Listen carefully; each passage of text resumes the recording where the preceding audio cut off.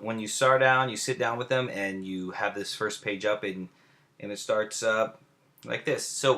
Um, so hey, Michelle, before we get started with the presentation, your time's valuable, my time's valuable, and I just wanted to make sure that we're a good fit before we use any more time up here. So if you don't mind, can I ask you a couple questions to make sure we're a good fit? Awesome. Okay, so what would you say is the one thing you need to bring the business to the next level? Uh, they'd say either something. They might say more customers. They might say more money. They might say whatever. Like yesterday, for example, someone said more marketing, right? And I said, great, awesome, yeah, totally agree. Have that conversation, kind of continue with them, and then I asked, okay, so what's the goal? If you were to get more marketing, what is the goal of that? What are you trying to get out of more marketing? And of course, she said, more people, more patients, more customers. Absolutely, that's the goal, is to get them to say more customers, right? So whatever their answer is, more money. Okay, where do you get the money from? Who brings the money into the shop? The customers. Okay, great. So what I'm hearing you say is you want more customers. Awesome. So let me ask you this: what type of customers do you want? They might say any customers, or they might start saying, we want customers that spend money, blah blah blah, and start painting a picture. So what kind of customers do you want? Well, we want customers that spend a lot of money, come in here regularly, blah blah blah. Great. That's a good answer. So what you did there is you painted a picture of what your ideal customer looked like. Um, and that's super important. But of course, the answer is you'll take all types of customers, right? You want as many customers as you can have. And they'll laugh, ha, yeah. Okay, awesome. But let's do what you were doing, because that was good. Paint me a picture. What does your ideal customer look like? And then they'll go through some things, and you say, oh yeah, how do they treat the staff? How much money are they spending per order? And let them paint that picture and say, great. So what I'm hearing you say is you want more customers, and you want customers that treat the staff well, spend good amount of money. Basically, you want quality customers. What you're saying, right? And so yeah. So what I hear you saying is you want more customers and you want quality customers. And they'll say, yes, that sounds good. And you say, perfect. So let me ask you this. What is the best way to attract quality customers? And most of the time, they'll just say quality products. And you agree, yeah, quality, of course, quality products, having a quality store, quality staff, which you already have. So I think we're a good fit, and I think you'll really like what I have to show you today. And we can show you how we will get you more customers and more quality customers. Great. Now we start the presentation. It's really important to start off with that. Okay. So, first slide. Bam. All right. This has been an amazing year for Friendly Farms. Our first year in the game, we brought an exclusive technology, and with that exclusive technology and our brand's like standard of quality, we actually did really good this year. I mean, we took first place in the Cannabis Cup for best vape cart and best product. We got first place at the Blazers Cup as well. And in Emerald Cup, we had another strong campaign. We got we placed second, fifth, and seventh out of all of the carts that are out there with our 3 flavors. So we just had a really good year. And I don't want to talk too much about ourselves right now. My goal for this presentation is to give you valuable data about the market, about vape pens, and how we can drive up your revenue. Does that sound like a pretty good goal? Awesome, awesome. Okay, so I wanted to show you this valuable data here. A lot of buyers, they might have an idea about this data, but sometimes it's kind of a pain going through all of the BDS analytics and sorting out all of these different data points. So we did that for you, and I just wanted to share them with you today. So this is a stat from Headset. We're one of the leading analytics company in cannabis industry right now. And what they show here is in California, in 2018, 32% of all sales were vape pens. The interesting thing here is if you look at Colorado, Nevada, and Washington, all of those states have been legalized recreationally for 2 years, and each of those states doubled in their vape pen sales in the second year. So what that means is California is projected to have about 50% of their sales vape pens in 2019. And some shops, maybe like yours included, already has about that number. Let me ask you, do you know what percentage of your sales are vape pens?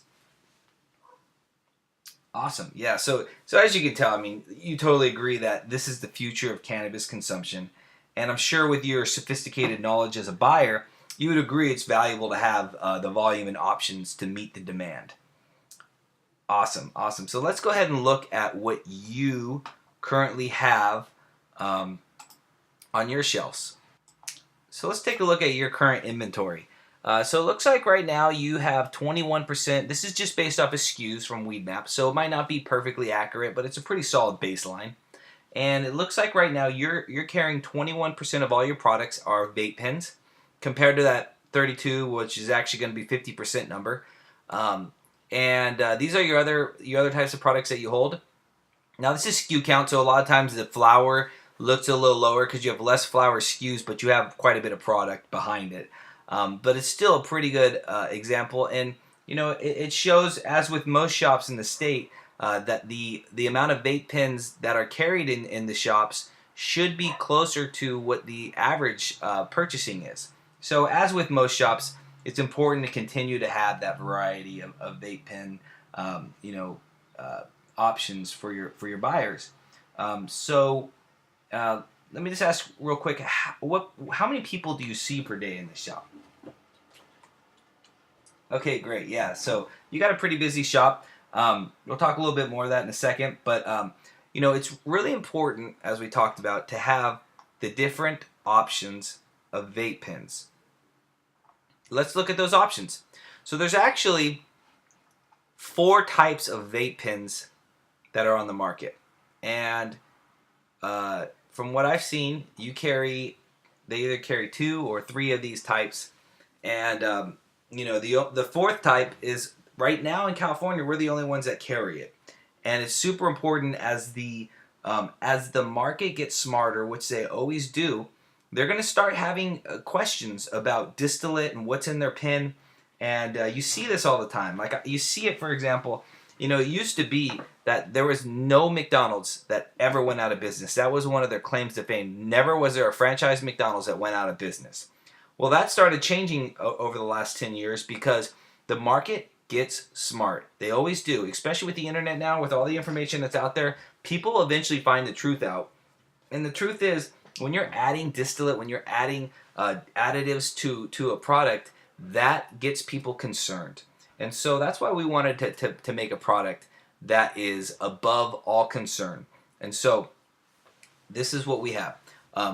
So this chart right here shows all the different types of vape pens, and they all have high THC. Now some products, they'll say 96% THC, but really that's distillate. And this is where I'll go through and I'll explain about what distillate is. How I'll take like a bottle of water, which usually they have on the desk. I'll say, with distillate, it's often called like hot dog water, because what it is just like with hot dogs, when they cut up meat and they take all the chunks and they throw it in a hot dog of all the leftovers. That's similar to what happens here with distillate. They take all the leftovers of whatever's left, the clippings, anything that might have bugs, anything that might, be contaminated, whatever, and they throw it in this big pot, and they basically steam it at a really high temperature, and they just collect the THC. So it's not the plant. Like, what we love about cannabis is it's this amazing flower that has amazing qualities, and each plant has its own personality. Each plant gives you a unique effect. Each plant has a unique taste, and that comes from what's called the entourage effect, which is basically the way the plant's designed, the bonding that exists with all the cannabinoids and terpenes and everything else that's in the plant together, bonded.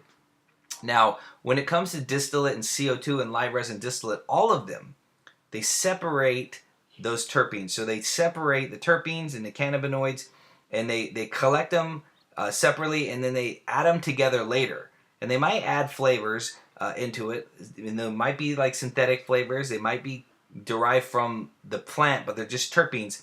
But with all 3 of these, the bond is broken from how the plant is originally made, which we love so much. And analogy I like to use, which is basically, it's like if you kidnapped a family of 5 and took them apart and then put them back in the house a month later, the bond was broken, and then you put them back together. Are they going to be the same as they were before? No, of course not. Because when you break the bond and that trauma happens, it changes everything. And that's the same thing here. That's why a lot of times when you smoke a distillate cart or CO2 cart, the effect, that high that you get is like, it's just not as natural. I like to compare it to drinking a cup of coffee on an empty stomach. It's like, yeah, sure, you get an effect, but it's like, it's not really authentic, and it's a little bit weird, kind of, right? So, what we do differently is we do not use a high temperature process like distillate to steam it out. CO2 doesn't use high temperature, but what they do is they use high pressure to separate all the terpenes and cannabinoids. We don't use high pressure. We use a low temperature, low pressure process, and so we do not at all separate or affect the terpenes and cannabinoids. Most flour is dried and cured. We use uncured flour, so it's really as close to the living plant as you can possibly get. And of course, because we don't separate the terpenes and cannabinoids, they're native, and we get a great taste, and we get a real true effect to what the plant is designed to do, rather than just like a synthetic man-made type effect that comes from separating the terpenes and cannabinoids and trying to add them back together later. Almost like a Frankenstein effect, right? So that's a really good chart to show about what we do that's a little bit different. And let's see. So really, the goal of this chart is to show you that with all the other pens that are out there, and I want to respect the competition, and I'm just speaking on a scientific level, is that these carts are really missing the effects of what makes the cannabis plant do what it does best. And we are basically like the plant in a pen. We don't mess with it at all. And so you get a really true effect. Let me ask you, out of these, which one would you want to smoke? Great. All right, so this is a chart from New Frontier Data, another leading analytic company, and they talk about all the different buyers. I don't need to go through all of them, but just to give you an idea, for example, if you look at this first one, social opportunist, it comprised the largest consumer type of people who use cannabis a few times less per year in group settings. So, to be transparent, this is not going to be our ideal. These are not going to be our target buyers, right? Because they're just going to probably, use whatever their friends have or whatever. But let's look at some of the other ones here that are. Like, look at the traditional lifestyles, for example.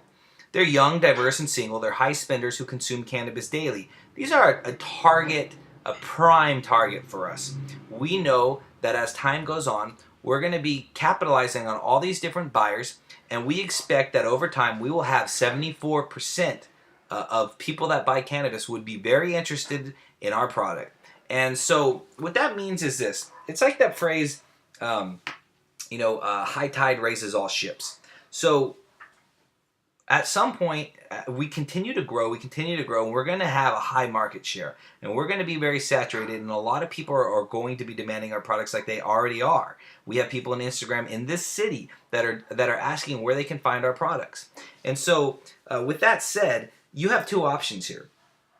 You could either wait for us to have that market share to get on board with us, but the problem with that is if other shops in the town get our product, and the people that are looking for it already go to their shops, then most likely people are creatures of habit and comfort, and they're going to go to where they normally go, and they're going to go to where they're comfortable. So once they get into that shop and buy our cartridges, they're going to keep going to that. Or the other option is you guys get on board now early, and you start getting some of those consumers that are going to other shops but that don't carry our product, and they'll come into your shop looking for us, and you can win them over for life with your amazing shop and your amazing staff, right? So would that be something that you would be interested in, is getting new customers from people that normally go to other shops? Yeah, obviously, perfect, right? And at the end of the day, I hear a lot of people, they'll say things like, oh, this is not the type of clientele we have. They don't like to spend a little extra on quality products. And I get that, but here's the question I have. Do broke people buy stuff they can't afford? Absolutely. They absolutely do. And as our brand continues to grow as it is and the quality and we keep winning these awards that we are, people are going to buy it because even if it's a little bit more, like $10 more than another car or $5 more, they're going to want to try it out. And we have found once people try Friendly Farms, they don't go back. I can speak to that from personal experience. Okay, so let's go to the next one, and I don't want to take too much of your time up, so we just have a few more here. This is a good chart. As you can tell, bud tenders are a key ingredient. So let me ask you this: if 10 people came in to buy like a $35 cartridge, like a Select or some sort of distillate cart, and the bud tender just simply said, "Hey, you know what? You got to try this new cartridge we have. It's so good. It's a few more dollars, but like just try it one time, and I guarantee you you're gonna love it." If out of 10 customers the bud tender says that, let me ask you, how many do you think will actually buy it? And at this point they'd say a number, and you go, you know what? They might be on the right number, or they might give a different number. And he said, you know what? Actually, these stats speak perfectly. It tells you by numbers what that percentage would be. And it says, according to these stats, that 50%, 52% of the people that are recommended a product are influenced by bud tenders. So that means out of the 10 people that come in to buy a $35 cart, the bud tender can recommend a $45 cart, and 5 of them will actually try it. 5 of them won't, but 5 of them will. And that's more revenue for you guys, and I guarantee you, they're going to love it, and they're going to keep coming back. So you see how valuable bud tenders are to your shop? I know you know that already. Yeah, absolutely. All right, great. So this is just, I like to call this this slide respecting the plant. Basically, what this is saying is, because of our like totally exclusive technology that no one has really figured out here in the state of California, we're able to take the plant and put it into an oil without messing up anything. So it is the real flower as a cartridge. Okay, and so when it comes to the other people, the other cards that are out there, I won't go into this too much because I want to stay respectful to our competition. But every other card out there breaks apart the bond. They break apart the bond. They'll tell you that. We separate the terpenes and the cannabinoids, and it's not a big deal. We put them back together later. But it is a big deal. When you break apart the bonds, you change what the plant was designed to do, and you make it into like a generic sort of high, a generic sort of effect, and then you put some sort of terpenes or some sort of flavoring in there to give it a flavor. And sometimes those flavors are like not even real flavors of weed. It's just like chocolate chip cookie flavor. So we don't like that. We don't like separating that. And both distillate and CO2 cartridges do. They usually use flour that's just not very good quality because it's sort of a waste program, and they're just taking the waste of a cultivation and putting it into a product. And so like, really, do you want to be consuming something that is designated and built to be a waste program? Absolutely not. Okay, so these are some testimonials. Now, these are some people, we get this all the time. If you went on our Instagram page, you would see so many of these where people just talk about how much they love our product. There's even people on Instagram, I could send you the screenshots of people asking for our product in this specific city from Instagram. We get this like every day, all day long. People love our products. We win the awards. We get great reviews, and people are looking for us in this city. And so these are just some testimonials to show that.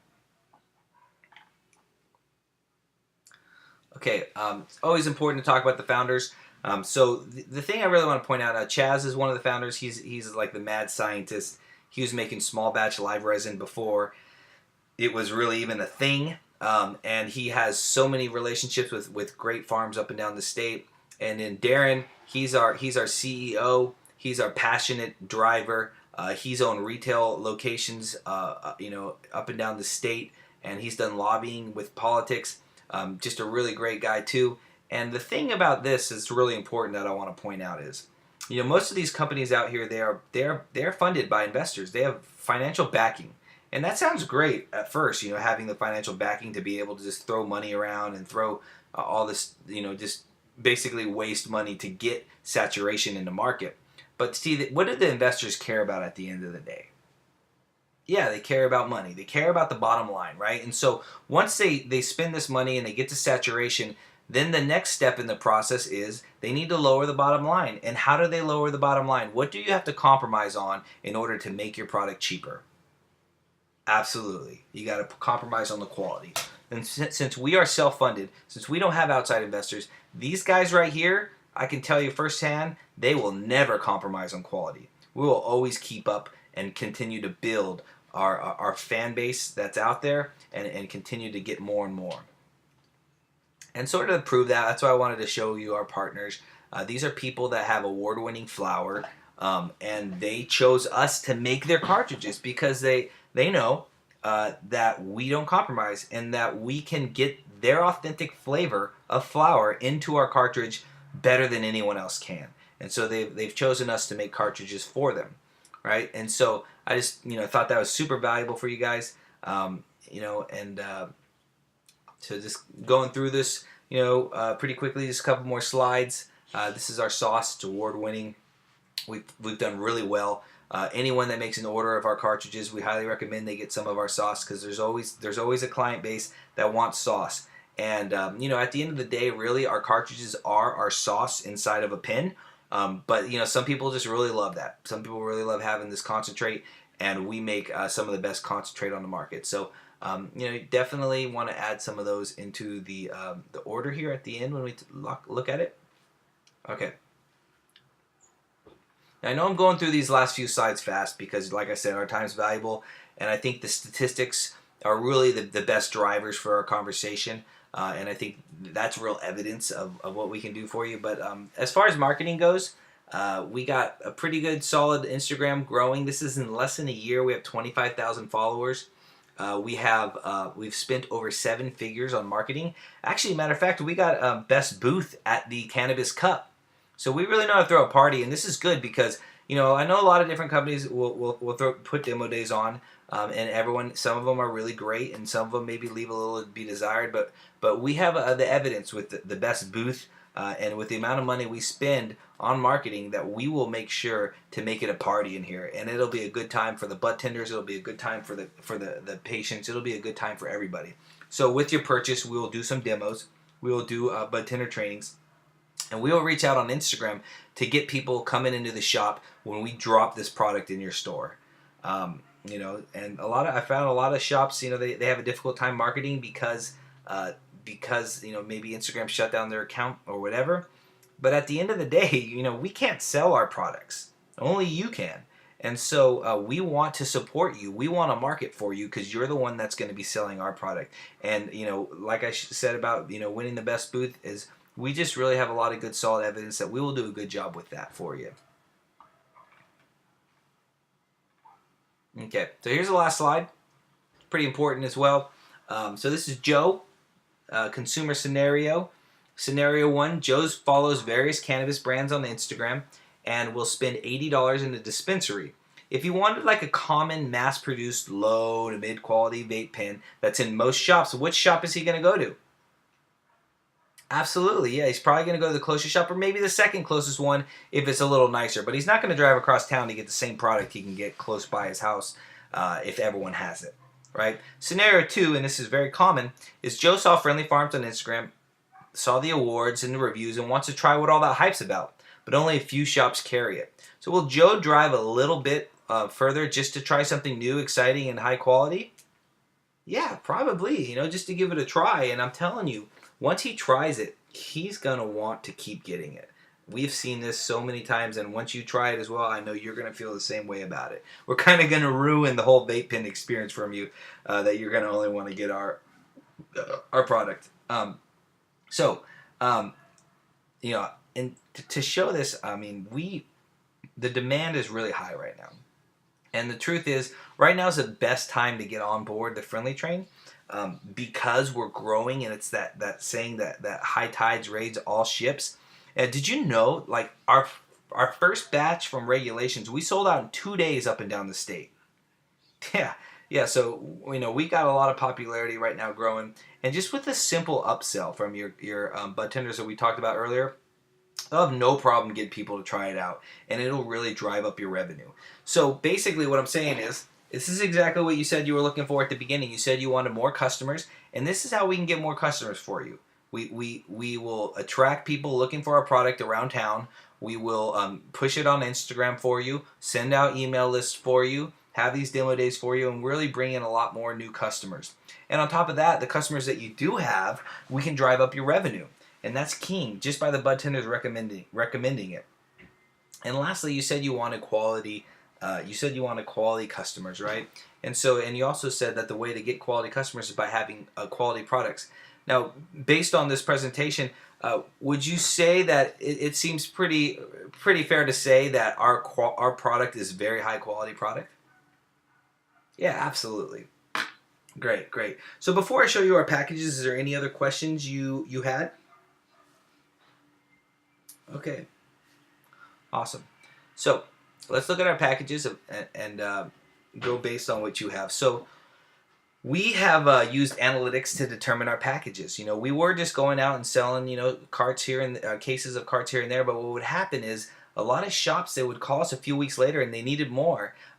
We have people that do an order of $2,000 and the next month they're doing $7,000 because it just moves so fast. So we wanted to make sure that we made packages based on foot count. And so this is a general overview of the best packages. Okay, so you said you have about 300 people, 300, 400 people coming to store? Perfect. Okay, so the gold package is right for you. Right now, our batteries are actually on recall, so it's going to be a little bit less than this price. And then they'll usually ask what happened with the batteries, and you explain it to them. And so you can go through it and go, like, look at this. I mean, it'll be great. I can't wait for the day when you guys continue to grow and you're doing diamond packages with us. And, that'll be awesome, right? But right now it looks like the best package for you would be the gold package. So let's go through the flavors. I definitely recommend to get all of the 3 flavors that placed in the Emerald Cup. I would say to get those, and then you can choose a couple flavors that you like of of the other flavors you want. I recommend having you want a sativa, strong sativa for those type of customers. So probably getting something like a headband would be a really great choice for that. Or just look at the list and see what speaks to you here. And then I show them the list. Okay, so that's the presentation.